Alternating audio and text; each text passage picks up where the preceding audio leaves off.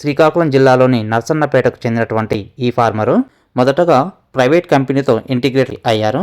ఒరిస్సాలో ఎక్కువగా viral load ఉండడం వల్ల ఈ వైరల్ లోడ్ అనేది ఎక్కువగా ట్రాన్స్మిట్ కావడం వల్ల ప్రతి బ్యాచ్ అనేది నష్టాల పాలయ్యారు. దీంతో చేసేదేమి లేక వాళ్ళు ఓన్ ఫార్మింగ్ అనేది ఎంచుకున్నారు.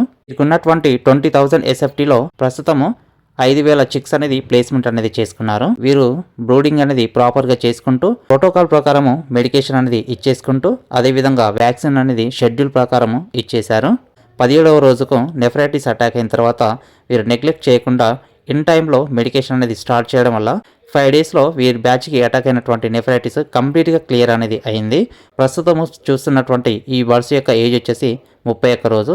ఈరోజు వీరు సరాసరి వెయిట్ చూసినట్లయితే బాడీ వెయిట్ అనేది 2 kgs అనేది ఉంది. ప్రాపర్గా మెడికేషన్ మేనేజ్మెంట్ అనేది ప్రోటోకాల్ ప్రకారం ఇవ్వడం వల్ల ఇలాంటి రిజల్ట్ అనేది సాధ్యమవుతుంది.